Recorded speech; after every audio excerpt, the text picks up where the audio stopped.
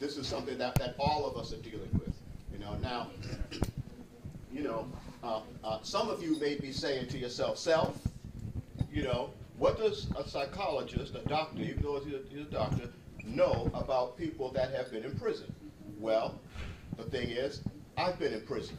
Now, it's been quite a while ago since I've been there. I mean, it was 40 years ago that I was in prison, but I was sentenced to Walpole Penitentiary in 1969, same year as Woodstock, and I turned 25 in the penitentiary, and then I got out and I decided to change my life, and so it is only, and I want to be real clear about this, it is only by the grace of God that I'm here. I just want to be abundantly clear about that, because I was doing, you see, I've been inspired by a young man that I met here yesterday, and the nature of the inspiration was such that although people like to say that there are different types of people that are in the penitentiary and that commit crimes and that end up, I have another classification of people that go to prison.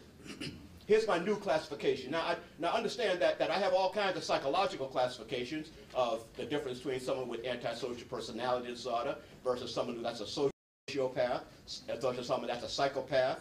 So I have all those kind of classifications, but now I got a new classification. And this new classification is the difference between people that are innocent and go to prison versus those that are guilty and go to prison.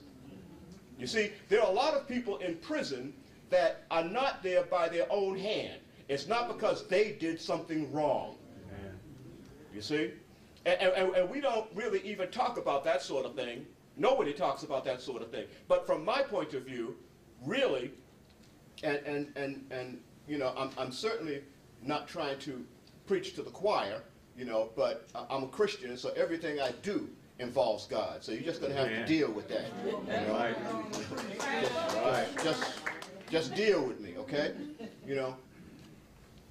I think that those persons that have gone to prison, not because they have done something wrong, are wonderful. I think that they're in the same class as people like Jesus, the apostles, Nelson Mandela, and other great persons, great persons that have been to prison, not because they did something wrong, but because something wrong happened to them. Okay, now, having said that, I just want you to know I'm not in that group. That's not my group. Me, I'm guilty. I did it. Matter of fact, I did a lot more than what I went to prison for. Back in the, and I just want to mention this because I think it's germane. I think it's relevant here. And that is, back in the day, I was a pimp.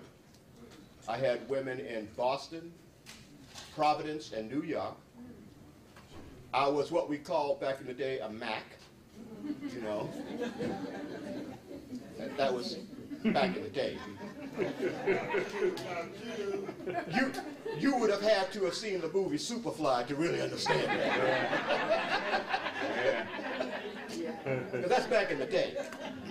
You have to understand, I'm old now. So I'm almost 70 years old. So you have to understand that a lot of my thinking kind of goes back in the day. Way back. And I dealt a little dope. But my primary illegal occupation was a thief. I was a thief. And what I would do is I'd go out into the white suburbs and I would rob warehouses.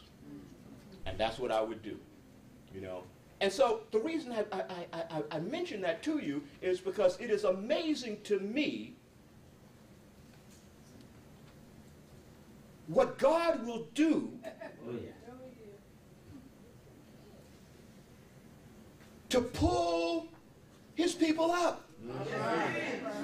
Now I'm going to give you an example of what my God did. Don't know about yours, I'm going to tell you about mine. This is what my God did. Pulled up his sleeves like that. And like that. And he reached way down in the gutter. Way down.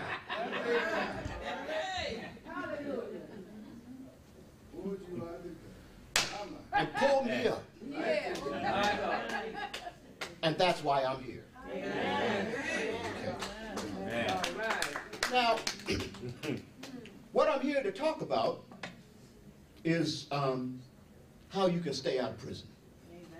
You know, it's a lot easier to go back than it is to stay out. And there are forces, both spiritual and physical, that are betting on you to return, to keep them in business. Because you know the United States incarcerates more people than any other industrialized nation in the country. And you know that there's more of us, black people, in the penitentiary than anyone else. You know? So this is no happenstance. This is no coincidence. This is no mistake.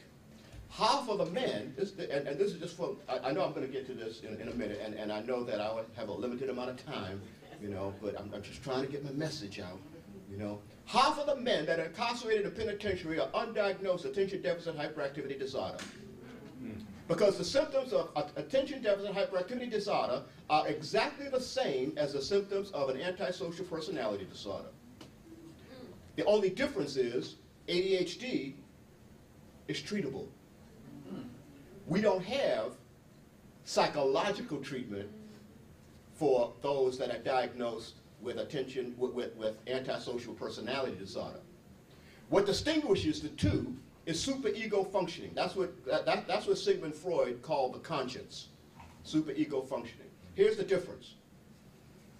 And I mention this because some of you may be going through emotional turmoil that I'm going to get to, you know, and may think that that's a curse, which is really a blessing.